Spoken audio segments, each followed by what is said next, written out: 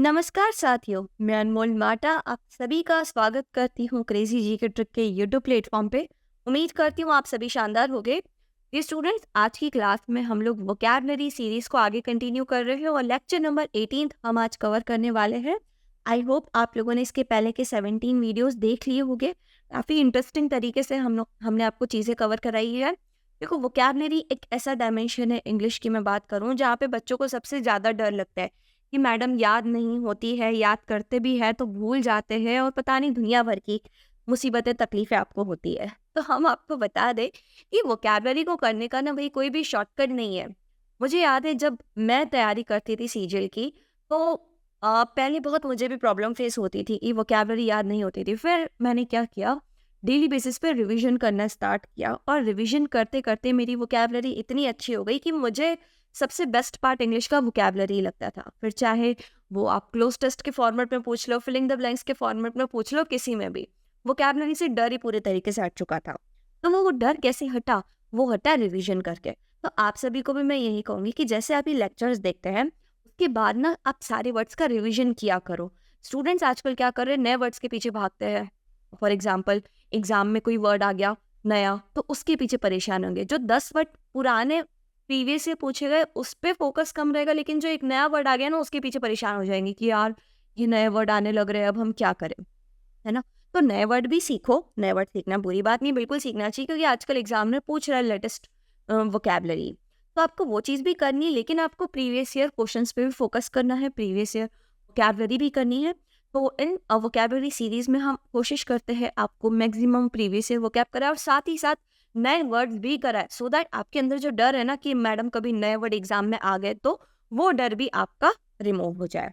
तो हम यहाँ पर आपको अगेन आज 5 थीम डिस्कस करवाएंगे। हर थीम पे हम लोग 10 वर्ड्स डिस्कस करेंगे अलॉन्ग विथ एग्जाम्पल। अगर आपको डिटेल में एग्जाम्पल चाहिए तो आप लोग पीडीएफ रेफर कर सकते हैं। पीडीएफ कहाँ मिलेगी? तो आपको रूट एप्लीकेशन या फिर सीजीटी, दोनों एप्लीकेशन पर आपको अवेलेबल है पीडीएफ। हर वर्ड्स के आपको एग्जाम्पल्स मिल जाएंगे, ठीक है।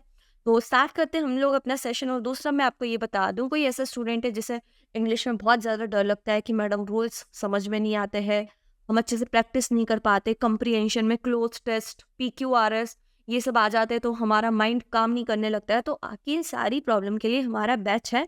इस बैच में मैंने आपको ग्रामर से लेके वोकैब से लेके कंप्रीहेंशन सारी चीज़ें डिटेल में कवर करा रखी है अलॉन्ग विथ प्रैक्टिस।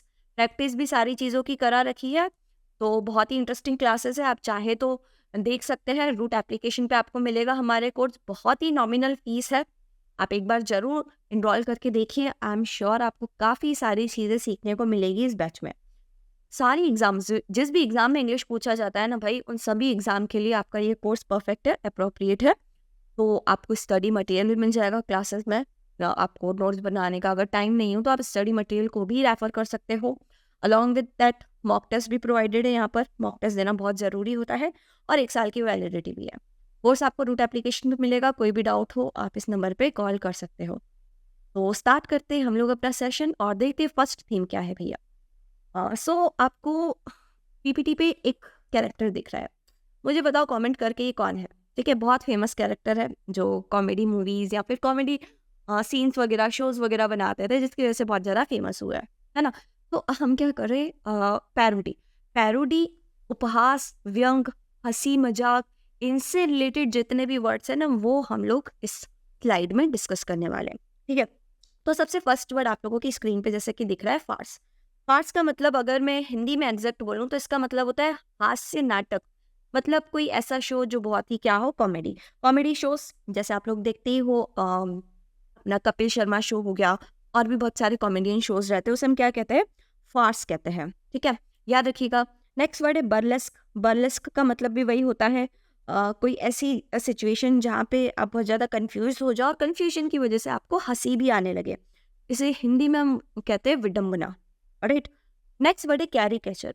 ये देखा होगा आप लोगों ने, जैसे न्यूज़पेपर आप देखते हो तो न्यूज़पेपर में आर्टिस्ट लोग क्या करते हैं, पॉलिटिकल लीडर्स की बहुत ही हंसी जनक फोटोज बना देते हैं और उनके ऊपर कुछ ना कुछ ऐसा लिख देते हैं कि आपको हंसी आ जाए।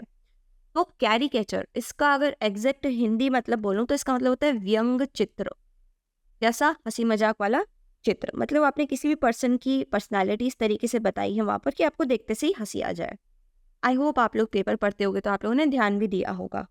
नेक्स्ट वर्ड है क्लोनिंग। इसका वर्ड भी अगेन वही है, मजाक, मजाक कह लो या फिर हिंदी में व्यंग कह लो, दोनों का मतलब ही सेम होता है, क्लोनिंग। नेक्स्ट वर्ड है lampooning. Very very important word, exam में कई बार पूछा गया है। इसका मतलब होता है किसी की हंसी उड़ाना। जैसे दोस्त यार आपस में मिल जाते हैं तो एक दूसरे की हंसी उड़ाते रहते हैं, वो क्या करते हैं, लैम्पूनिंग करते हैं। Lampooning is a verb, part of speech में। नेक्स्ट वर्ड है बुफोनरी। बुफोनरी का मतलब भी अगेन वही होता है, किसी का मजाक उड़ाना या तो फिर विटी रिमार्क्स देना। अब यहाँ पे कुछ रिलेटिव वर्ड भी दिए हुए हैं तो उनको भी देख लो भैया। पैरोडिस्ट, पैरोडिस्ट का मतलब अगेन वही होता है, हंसी मजाक वाला। फार्स वर्ड देख लिया, फार्सिकल। फार्स आपका नाउन है पार्ट ऑफ स्पीच में, तो ये आपका क्या हो गया, एडजेक्टिव हो गया। वही हास्यप्रद, जो चीज़ कॉमेडी हो, हास्यप्रद स्थिति। नेक्स्ट वर्ड है फार्सिकल वर्क। ठीक है, तो ये सारे वर्ड्स हम लोगों ने देखे किससे रिलेटेड, उपहास से रिलेटेड। अब एग्जाम्पल्स भी है कुछ, फटाफट से एग्जाम्पल रीड कर लो। The comedian's performance was a burlesque of a serious political debate. जो कॉमेडियन की परफॉर्मेंस थी वो कैसी थी, बर्लेस्क थी, सीरियस पॉलिटिकल डिबेट की। The satirical cartoonist was known for, ये देखो यहाँ पे इमेज भी दे रखी है ना, तो ये अपने डोनाल्ड ट्रंप आ गए, ये अपने नॉर्थ कोरिया के आ गए किंग जोंग, है ना। तो इस तरीके से जो मैं आपको बता रही थी फनी फनी कैरिकेचर बनाए जाते हैं, वही चीज़ है ये। ठीक है, चल नेक्स्ट थीम आप लोगों की क्या है भैया, नेक्स्ट थीम है पार्शियल।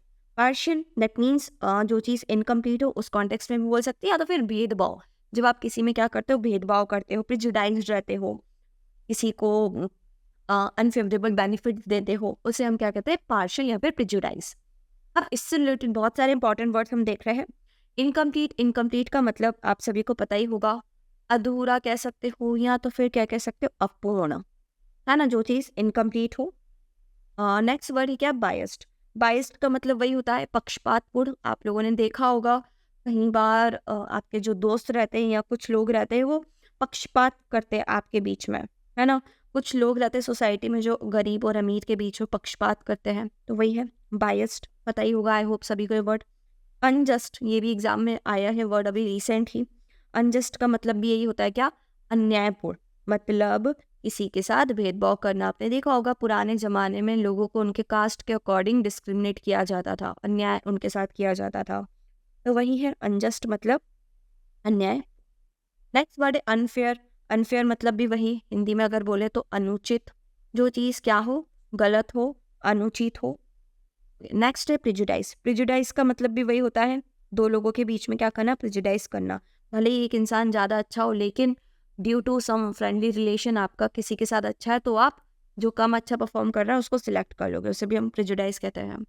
जॉन्डाइज का वैसे तो मतलब होता है वो जो आपको बीमारी हो जाती है जॉन्डाइज, जिसमें आप पीले पीले हो जाते हो, लेकिन एक जॉन्डाइज व्यू करके बात की जाती है, ये एक ईडियम भी है। जॉन्डाइज व्यू का मतलब होता है किसी भी चीज़ के बैड एक्सपेक्ट को देखना। क्या देखना भैया, कोई इंसान कितना भी अच्छा हो लेकिन आप क्या देखते हो, उसका बैड एस्पेक्ट देखते हो, उसे हम क्या कहते हैं, जॉन्डाइज्ड व्यू। राइट, नेक्स्ट वर्ड है क्या, बायगॉट। बायगॉट का मतलब भी वही होता है, इसको हिंदी में अगर मैं एग्जैक्ट बताऊं तो स्थूलमति कहते हैं, मतलब वो इंसान जो सिर्फ अपनी बात पर अड़ा रहता हो, दूसरे के आइडियाज और व्यूज को वो बिल्कुल भी एक्सेप्ट ना करे, बिल्कुल अपोज करे, उसे हम क्या कहते हैं, बायगॉट कहते हैं, कट्टर। डिस्क्रिमिनेटरी, अगेन इसका मतलब भी होता है वही, भेदभावपूर्ण। जैसे आप लोगों ने देखा होगा कोई कोई कंपनी रहती है वो कैसी प्रैक्टिसेस फॉलो करती है, डिस्क्रिमिनेटरी, है ना। नेक्स्ट वर्ड है अगेन पार्टीशन, वही पक्षपाती। क्या होता है भैया, ये पक्षपाती होता है, पार्टीशन। नेक्स्ट वर्ड है क्या, प्रीडेलिक्ट। प्रीडेलिक्ट का मतलब ये पॉजिटिव सेंस में यूज होता है। प्रीडेलिक्ट का मतलब होता है झुकाव। हमारा आप लोगों ने देखा होगा स्कूल टाइमिंग में, मुझे तो याद है कि भैया मैं अपनी बहुत सारी टीचर्स की फेवरेट हुआ करती थी क्लास में। तो प्रीडेलिक्ट का मतलब होता है जिस इंसान के प्रति आपका थोड़ा सा झुकाव ज़्यादा रहे, उसे हम क्या कहते हैं, प्रिय या फिर प्रिय। ठीक है, नेक्स्ट है pre disposed. Pre disposed again वही सेम चीज़। नेक्स्ट वर्ड है टेंडेंशियस। टेंडेंशियस भी सेम, क्या, पक्षपातपूर्ण। ठीक है, मतलब दो लोगों के बीच में क्या करना, पक्षपात करना। आप लोगों ने ये चीज़ पॉलिटिकल पार्टीज में देखी होगी, बहुत ज़्यादा पक्षपात होता है। I don't want to take names, okay, समझ जाइए आप लोग। सो एग्जाम्पल्स देख लीजिए। The prejudiced remarks made by the speaker offended many in the audience. जो प्रेजुडाइज रिमार्क्स दिए थे स्पीकर ने, उससे बहुत सारे लोग क्या हो गए, ऑफेंड हो गए, गुस्से में आ। The company faced legal action for implementing discriminatory hiring practice. Next theme है ओवरइज, बर्डनसम, कष्टदायक या फिर बोझिल, मतलब कोई ऐसी चीज या सिचुएशन जिससे डील करना आपके लिए क्या हो जाए, बहुत ज्यादा मुश्किल हो जाए, उसके लिए हम वर्ड देख रहे हैं बर्डनसम। आपके मन में भी कोई वर्ड आए तो आप लोग प्लीज कमेंट में मुझे लिख के बताइए। बर्डनसम, भारी भरकम, इससे रिलेटेड जो जो वर्ड्स आपके मन में आ रहे लिख के बताइए मुझे। फर्स्ट वर्ड हम देख रहे हैं टैक्सिंग। टैक्सिंग का मतलब क्या होता है, कठिन। क्या होता है भैया, कठिन। मतलब आपने देखा होगा कोई कोई काम इतना ज़्यादा डिफिकल्ट होता है कि कई लोगों का दिमाग उसमें लग जाता है उस काम को एकम्प्लिश करने के लिए। तो उसी कॉन्टेक्स्ट में हम ये वर्ड यूज़ करते हैं टैक्सिंग। पार्ट ऑफ स्पीच में अगर मैं बोलूँ तो ये होगा आपका एडजेक्टिव। ठीक है। नेक्स्ट वर्ड है ऑनरस। ऑनरस का मतलब भी वही होता है बोझिल या फिर कठिन, मतलब वही काम जो बहुत ज़्यादा क्या हो, ऑनरस हो, डिफिकल्ट हो। ऑप्रेसिव का मतलब होता है अत्याचारी, ऑथोरिटेटिव, मतलब वो इंसान जो सिर्फ और सिर्फ अपनी मनमानी करे, दूसरों के ऊपर अपना हक जमाने की कोशिश करे, उसे हम कहते हैं ऑप्रेसिव। कम्बरसम, इसका मतलब होता है वही भारी भरकम या फिर कोई ऐसी चीज जो कठिन हो। आप लोगों ने देखा होगा गवर्नमेंट के जो प्रोसीजर्स रहते हैं वो कम्बरसम होते हैं, पेपर वर्क, काफी सारी चीजें होती है, उसकी वजह से बहुत सारी चीजें डिले भी हो जाती है। कम्बरसम आप उस कॉन्टेक्स्ट में भी यूज कर सकते हो। नेक्स्ट वर्ड है बल्कि। बल्कि का मतलब क्या होता है, भारी या फिर ठोस, कोई भी सामान जो उठाने के लिए बहुत ज़्यादा हैवी हो, उसके लिए हम ये वर्ड यूज़ कर सकते हैं बल्कि। हैफ्टी मतलब भी वही होता है क्या, भारी या फिर मोटा, कोई चीज़ जो बहुत ज़्यादा क्या हो, भारी हो, मोटी हो, उठाना उसके लिए बहुत मुश्किल हो जाए।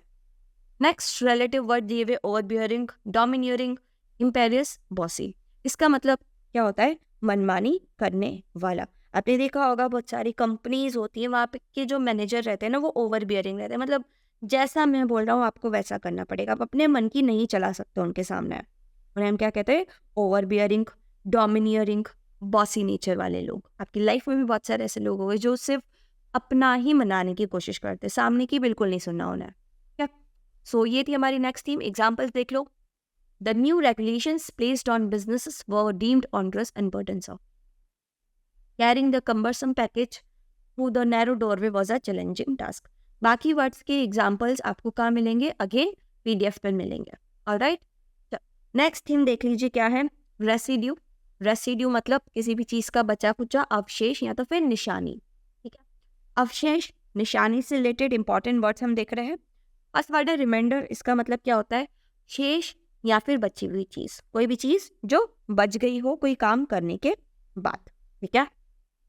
Next word is slag. Slag का मतलब होता है, ऑल्दो इसे हम कहते हैं कच्चा माल, है ना, क्या कहते हैं, कच्चा माल। जैसे आप लोगों ने देखा होगा जब इंडस्ट्रियल प्रोसेस चलती रहती है तो वहाँ पे कुछ ना कुछ बाय प्रोडक्ट के तौर पे निकलता है, कभी इथेनॉल या फिर कभी क्या। तो जो बाय प्रोडक्ट होता है ना उसे हम क्या कहते हैं, स्लैग कहते हैं। ठीक है। नेक्स्ट वर्ड क्या है, प्लेग। प्लेग का मतलब वही होता है क्या, जैसे आपने देखा होगा कि कोई भी बिल्डिंग है, वो उसके ऊपर एक निशानी बनी हुई थी कि बिल्डिंग किसने बनाई है, कब बनाई गई।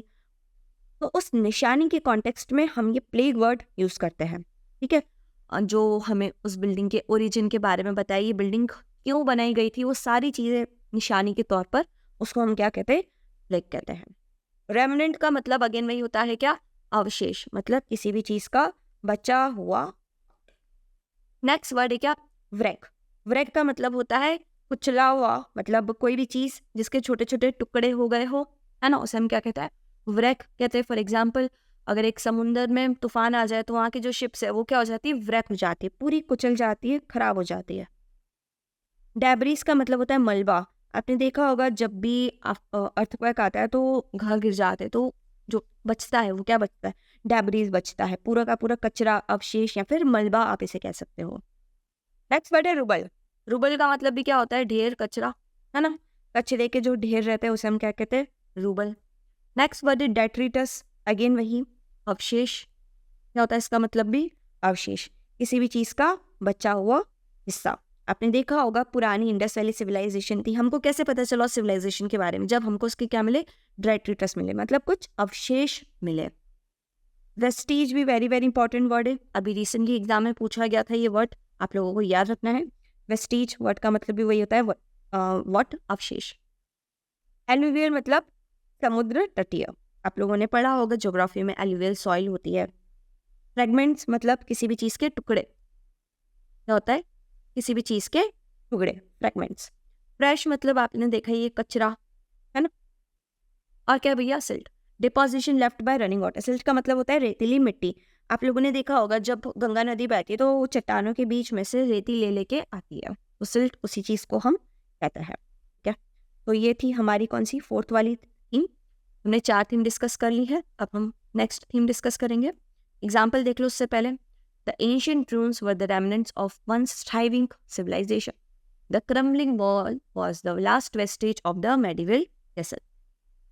सो लास्ट थीम आज की कौन सी है, एप्रोप्रिएट, उचित या फिर लायक। एप्रोप्रिएट से रिलेटेड कौन कौन से इंपॉर्टेंट वर्ड है भाई वो हम देख रहे हैं। सबसे फर्स्ट वर्ड है आप लोगों के सामने APT, एप्ट। एप्ट का मतलब होता है उपरयुक्त। क्या होता है भैया, उपरयुक्त, मतलब कोई चीज जो किसी के लिए क्या हो, योग्य हो या उपरयुक्त हो। ठीक है, जैसे फॉर एग्जाम्पल कहीं पे इंटरव्यू चल रहा था, इंटरव्यूअर को उस पर्सन में सारी क्वालिटीज मिल गई जो उसे चाहिए थी, तो उसके लिए क्या है, एप्ट है। ठीक है, नेक्स्ट है सुटेबल, वेरी इजी वर्ड, उपरयुक्त, सही। जर्मेन, जर्मेन वर्ड नया आप लोगों को लग रहा होगा, लेकिन ये भी एग्जाम में पूछा गया है।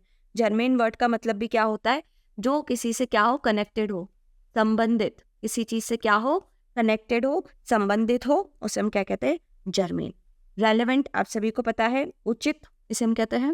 नेक्स्ट वर्ड है अपोजिट। अपोजिट का मतलब क्या होता है, उचित या फिर योग्य, कोई चीज जो आपके लिए क्या हो, बिल्कुल योग्य हो, एग्जैक्ट हो, एक्यूरेट हो। बिफिटिंग, अगेन सेम, उपयुक्त। फॉर एग्जाम्पल आप किसी पार्टी में जा रहे हो और वहाँ पर नहीं, आप किसी कॉलेज में जा रहे हो फंक्शन में, और वहाँ पर आप अपनी गंदी गंदी शर्ट्स पैंट्स पहन के आ गए जो आजकल लड़के लड़कियाँ पहनते हैं, रग्ड वाली, तो आप वो पहन के जाओगे तो बिफिटिंग लगोगे क्या, नहीं लगोगे। बिफिटिंग मतलब होता है योग्य। नेक्स्ट है पर्टिनेंट। पर्टिनेंट का मतलब भी वही होता है क्या, संबंधित। प्रो, आफ्टर प्रो का मतलब भी वही होता है क्या, योग्य या तो फिर उचित, योग्य या फिर उचित। एक्सपीडियंट, एक्सपीडियंट मतलब वो होता है क्या, सुविधाजनक, सुविधाजनक, इसे हम क्या कहते हैं, एक्सपीडियंट। उपयुक्त भी आप इसे कह सकते हैं। ये वर्ड बहुत बहुत ज़्यादा इंपॉर्टेंट है, एग्जाम में कई बार आया है। कंडाइन, इसका मतलब भी वही होता है क्या, योग्य। कंडाइन मतलब योग्य, मतलब कोई भी पनिशमेंट के लिए, कोई भी गुनाह के लिए कोई पनिशमेंट क्या होती है, योग्य होती है। नेक्स्ट वर्ड है फेलिशियस। फेलिशियस इज अ पॉजिटिव वर्ड, इसका मतलब भी अगेन क्या होता है, योग्य। सो दैट्स इट, हमने 5 थीम डिस्कस कर ली है। एग्जाम्पल देख लो फटाफट से। Elegant gown was befitting of the grandeur of the royal ball. अब यहाँ पे बॉल पार्टी चल रही थी, और अगर ये लेडी यहाँ पे अपनी वाली जीन्स पहन के आती रग्ड वाली, तो जमती क्या, नहीं जमती। उसने कैसी गाउन पहना है, एकदम एलिगेंट गाउन पहना है जो कि पार्टी के अकॉर्डिंग बिफिटिंग है। The criminal received a condign punishment for the heinous crime committed. Condign मतलब उसको कैसा, उसने जैसा हीनियस क्राइम किया था उसको पनिशमेंट भी कैसे मिली, वैसी ही पनिशमेंट मिली, मतलब एप्रोप्रिएट पनिशमेंट मिली उसके क्राइम के अकॉर्डिंग। ठीक है भैया, तो दैट्स इट, हम लोगों ने 5 थीम डिस्कस कर लिए। अगर आपके मन में कोई ऐसे वर्ड हो जो मैंने क्लास में नहीं बताया और आप चाहते हो कि ये भी वर्ड्स होने चाहिए, तो प्लीज़ कमेंट में मुझे लिख के बताइए, सभी के कमेंट में चेक करती हूँ।